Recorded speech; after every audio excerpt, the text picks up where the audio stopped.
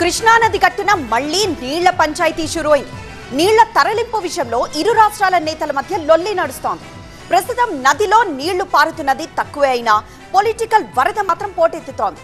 నేతల విమర్శలు, డైలాగులతో ప్రాజెక్టు గేట్లు బద్దలయ్యేలా ఉన్నాయి. అటు అధికారుల మీటింగ్లోనూ నీటి పంపకాలపై క్లారిటీ రాలేదు.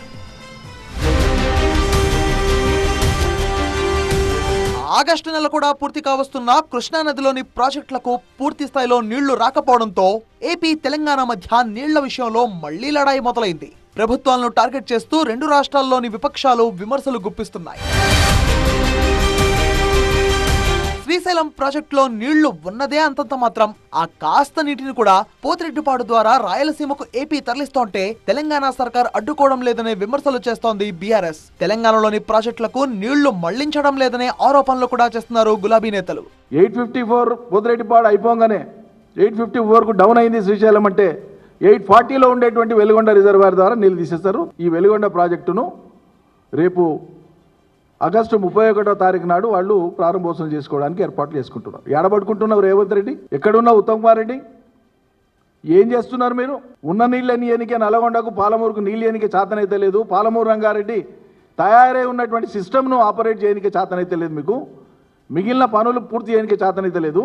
అది కూడా దిగువన పెట్టిన మనం సోర్స్ వాళ్ళకి 840, 854 వచ్చే కంటే ముందే 802లో ఉండేటువంటి సిస్టమ్ను వాడుకునేటువంటి తెలివిలేని, చేతగాని, అసమర్థ ప్రభుత్వం ఇది. నీళ్లన్నీ రాయలసీమకే పోతున్నాయి అనేది బీఆర్ఎస్ వాదన. ఇక వైసీపీ వాదన మరోలా ఉంది. శ్రీశైలం నుంచి రాయలసీమకు నీరే రావడం లేదంటోంది వైసీపీ.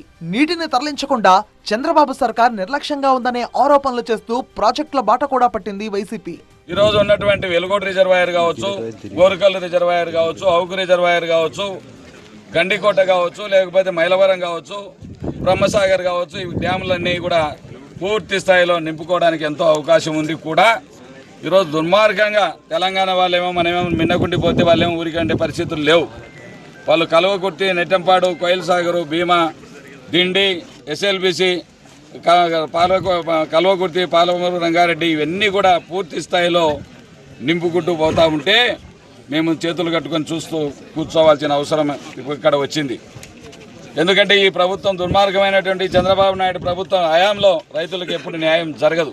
మరోవైపు హైదరాబాద్ లోని జలసౌధలో సమావేశమైన కేఆర్ఎంబీ త్రిసభ్య కమిటీ ప్రధానంగా నాగార్జున సాగర్, శ్రీశైలం నీటి వినియోగంపై చర్చించింది. ప్రస్తుత పరిస్థితుల్లో తాగునీటి అవసరాలకు కృష్ణా జలాలను వినియోగించాలని ఏపీ కోరింది. పల్నాడు, రాయలసీమ ప్రాంతాలకు తాగునీటిని విడుదల చేయాలంది.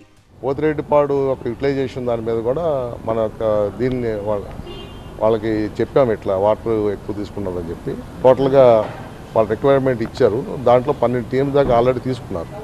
ఇక వాళ్ళు ఏమని మనకి ప్రామిస్ చేశారంటే మేము ఒక 10 టీఎంసీ మాత్రమే ప్రజెంట్గా అయితే వాడుకుంటానికి వాళ్ళు ప్లాన్ చెప్పారు వాళ్ళు. దాని తర్వాత ఎటువంటి పరిస్థితుల్లో మేము అక్టోబర్ 31 దాకా కూడా ఎటువంటి పరిస్థితుల్లో నీళ్లు దాని నుంచి ముట్టుకోము అని చెప్పారు. మరోవైపు నీటి వాటాలపై ఈ సమావేశంలో చర్చ జరగలేదు. కానీ తాగునీటి కోసం ఇరు రాష్ట్రాలకు సమానంగా నీటిని కేటాయించాలని తెలంగాణ కోరింది. రేషియో అని కాదు, కానీ మనం తెలంగాణ సైడ్ నుంచి ఏంటంటే డ్రింకింగ్ వాటర్ కాబట్టి 50% వాటర్ని అలాట్ చేయమని చెప్పి బోర్డులో డిస్కస్ చేయడం జరిగింది. ఇది మళ్ళీ కూడా సెప్టెంబర్ 4వ తారీఖు నాడు మళ్ళీ డిస్కషన్ వస్తుంది. నీటి కేటాయింపులు సహా మిగిలిన అంశాలపై సెప్టెంబర్ 4వ తేదీన జరిగే సమావేశం తర్వాత క్లారిటీ రానుంది.